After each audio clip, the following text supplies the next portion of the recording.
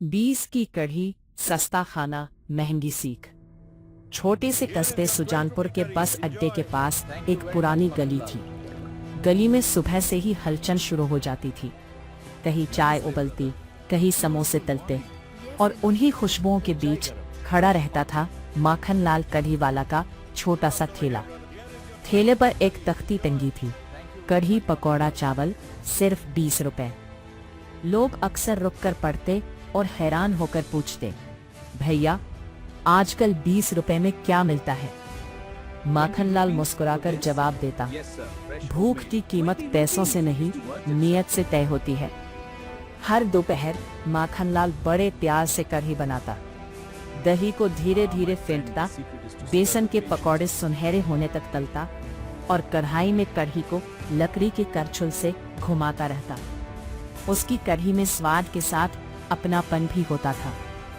उसी मोहल्ले में रहता था पिंटू, जो चालाकी को अपनी अक्ल समझता था। उसे लगता था कि दुनिया बेवकूफ है और वही सबसे होशियार है। एक दिन पिंटू अपने दोस्तों के साथ ठेले पर आया।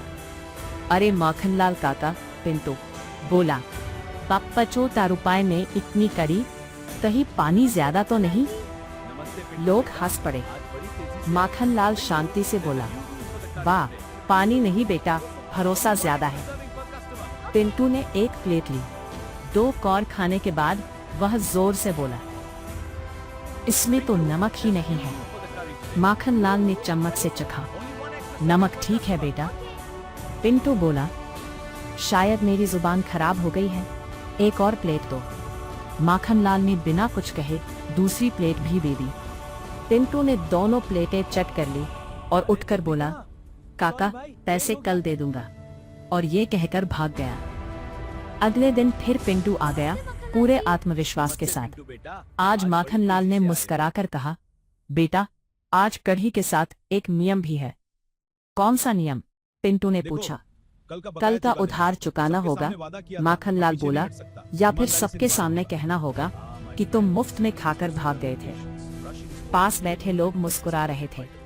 एक बूढ़े चाचा बोले, बेटा पेट भरना आसान है, पर इज्जत कमाना मुश्किल। पिंटू की गर्दन झुक गई। उसने जेब से पैसे निकाले और धीरे से बोला, काका मुझसे गलती हो गई थी। माखनलाल ने पैसे लेकर कहा, गलती मान लेना ही सुधार की शुरुआत है। उस दिन के बाद पिंटू न सिर्फ पैसे देकर खाने लगा, बल्कि कभी कभी ठेला लगाने में भी मदद करने लगा। और माखनलाल की तख्ती आज भी सबको सिखाती है, 20 रुपए की कढ़ी सस्ती हो सकती है, लेकिन ईमानदारी की कीमत हमेशा ज्यादा होती है। कहानी की सीख, धोखा देकर पेट तो भर सकता है, लेकिन सम्मान और भरोसा सिर्फ सच्चाई से मिलता है।